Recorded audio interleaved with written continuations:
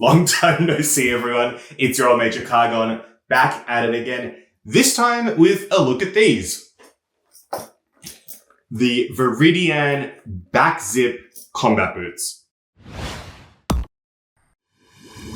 Now, if you're enjoying the content, don't forget to like and subscribe. Comments are also very, very much appreciated. And Discord link is in the description below. It's a lot of fun there. We've started doing VIP battles, giveaways and things. Maybe see you there.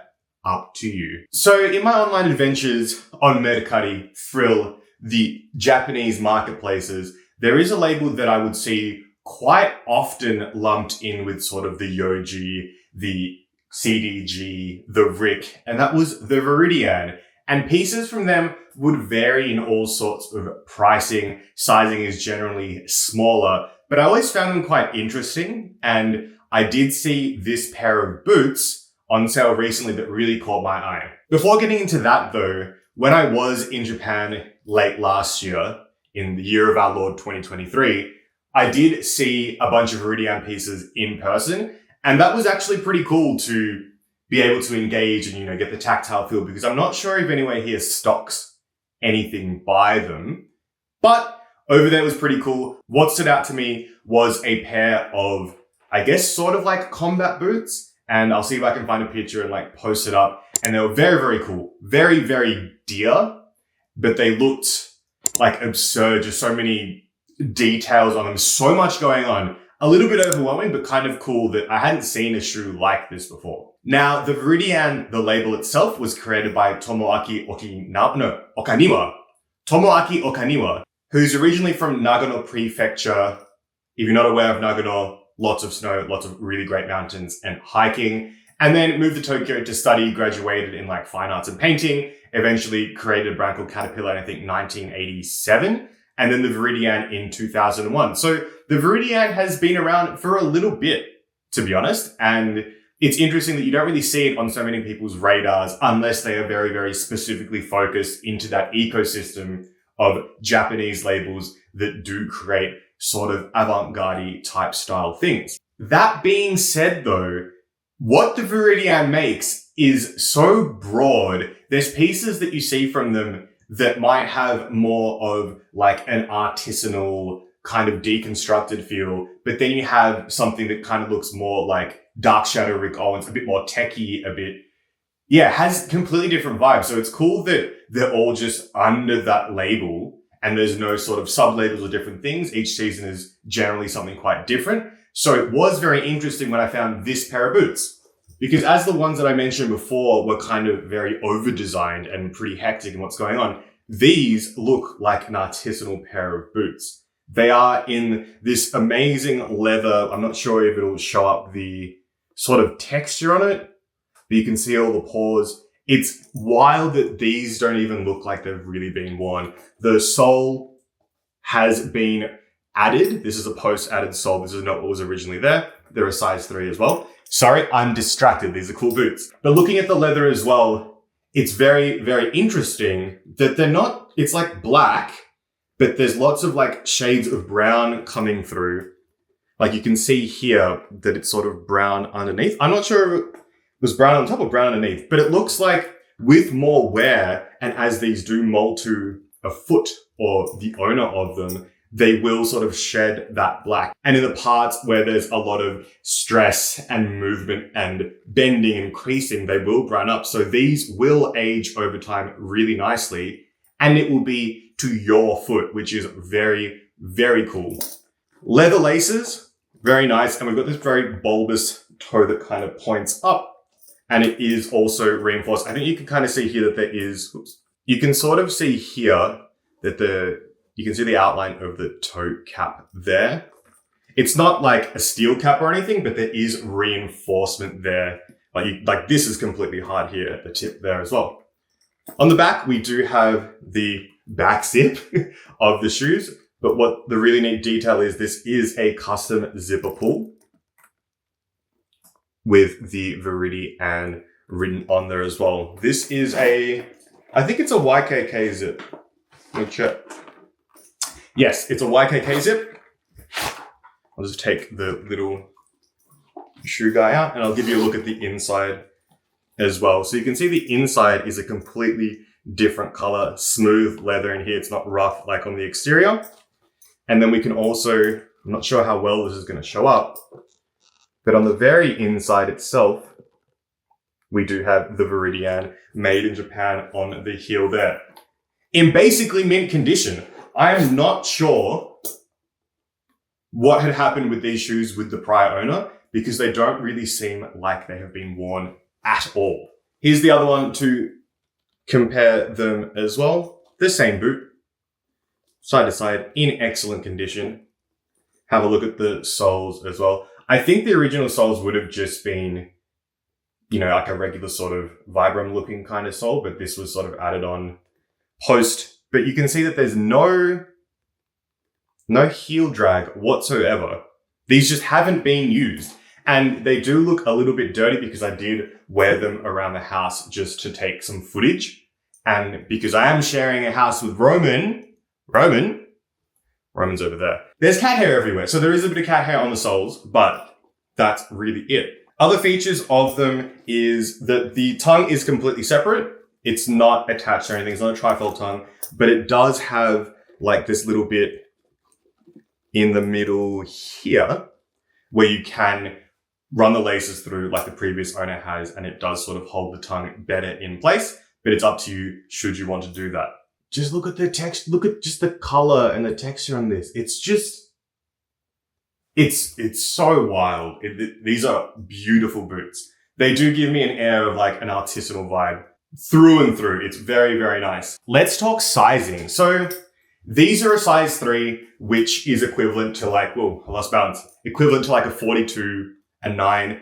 I think they can fit a bit bigger. However, it is important to note that these ones do fit a bit narrow. On my foot, at least, I've had to basically maximize the width of the lacing, and now I can get my foot in. I haven't worn them out. I haven't wanted to wear them out just to not get a lot of wear and tear into them, and also because just the leather, I don't know. I want whoever ends up with these, because I'm on this no buy, whoever ends up with these, I want them to get like the full experience of them. But they will take a little bit to wear in because they basically haven't been worn. But they're not uncomfortable by any means. It's just they will stretch and adjust to your foot as necessary. But yes, they do fit me. I have a very wide foot. The only thing, this is the only negative thing I have to say about this boot, is the rear here. You can see how the heel sort of protrudes out back like this. And while if you do straighten it out, this is still coming out the back here. So zipping these up, for me, I don't know, I'm chunky. You pull it up to like here, and then this part here, I guess, just above your ankle, if you don't have more petite sized ankles, is really, really difficult to get on. I know I'll take some footage when I put them on for the on foot section, but that's the hardest part to do. Then the rest zips up and it's fine. Once it's on, it's fine. I think this is just sort of molded to like the natural curvature of like your ankle to your calf. But it's just a bit odd when I have sort of chunky, a muscly there for some reason. I don't know why. I used to play a lot of soccer football, but that is the toughest part to do.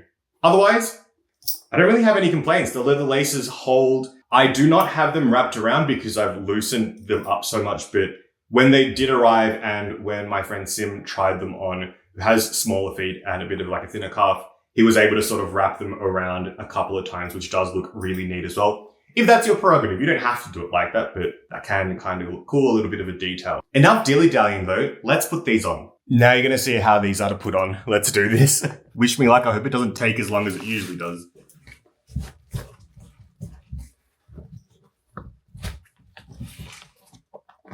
So they go in pretty easily. Very nice. And then, you know, begins the battle with this part of... Oh, that actually went pretty nicely. That's one on. And my left is always a lot easier than the other. That's for sure. Pull up the pants a bit to make it a bit easier to get on. Yeah, see, there you go. It's like, just, this point it can sometimes be a bit of a struggle. It never feels like they're going to break, but it's just my feet. I'm not the most welcoming to shapely things. There we go. Can feel that tightness, so we're in. Laced. Laced. Now let's have a look at on foot.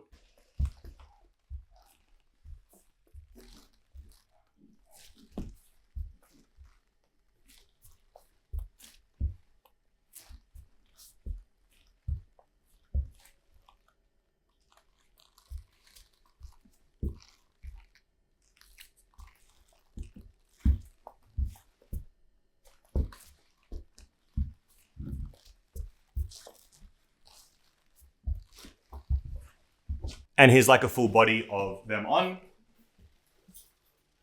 Just really, really nice.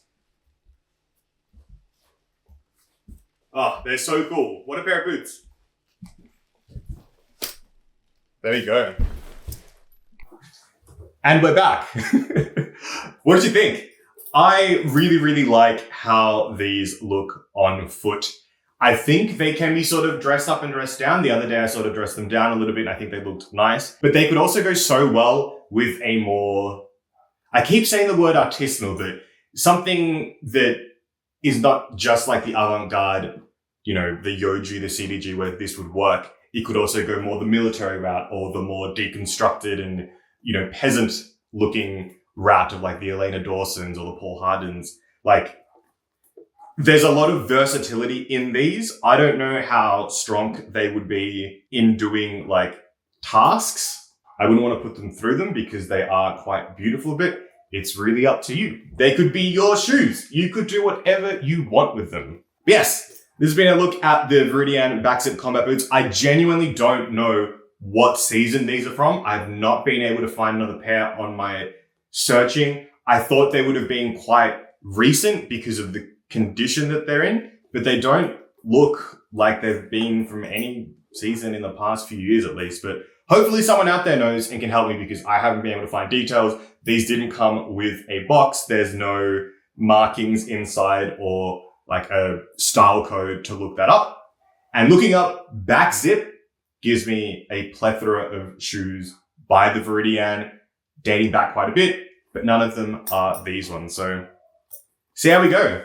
Overall, these are fantastic. If I could, I would definitely keep them, although then I've got a couple of pairs of combat boots, but they fulfill different things. Maybe these would be the ones that would replace my Autumn Winter 21 Yoji boots if they did eventually fall apart, which I don't want to think about that.